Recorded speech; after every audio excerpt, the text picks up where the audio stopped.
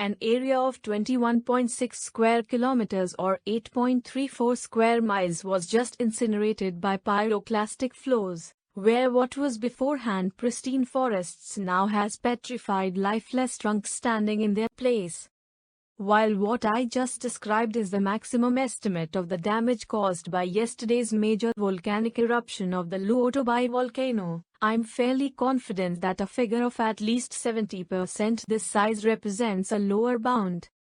And, while it is difficult to predict what might happen next, another highly explosive eruption of a similar magnitude, probably in the next 2 to 6 days, is in my opinion considered as more likely to occur than to not happen. In other words, evacuations need to remain in place and the current threat is not over. The 53,000-foot or 16,154-meter high eruption plume yesterday caused multiple flight cancellations specifically on the island of Bali due to this high-level plume drifting over and slightly south of the island.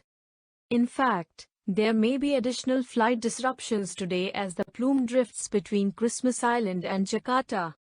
While it is difficult to be certain exactly how much ash fell, it appears that a minimum of 10 centimeters or 4 inches of ash fell across the 38 square miles region, creating this distinctively gray coloration seen from satellite. As a quick reference, this is how it looked beforehand, representing a baseline image, while this image shows thermal signatures from northward trending pyroclastic flows that struck. These pyroclastic flows scorched new areas of forest that had been untouched by the 3 large November 2024 eruptions from the same volcano, covering a larger area than at least 2 of, possibly all 3 of the pyroclastic flows produced by the 2024 eruptions. Of particular note was the fact that the largest new burned area is to the north-northeast of the erupting Laki cone, straddling both sides of its lengthy January 2024 lava flow. While some hazards from this eruption were more significant than its counterparts, others were less significant. However, with our new information, it truly does appear that the March 20th eruption was the largest by tephra volume of the group, marking this volcano's largest explosive eruption in recorded history.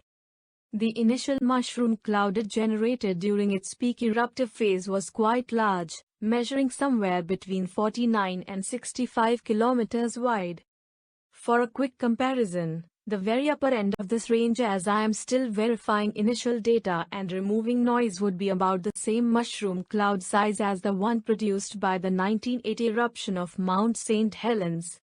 Falling lapilli, or volcanic ejecta measuring 2 to 64 millimeters wide, was reported to have fallen as much as 40 kilometers to the west during this low-end VE3 explosive eruption.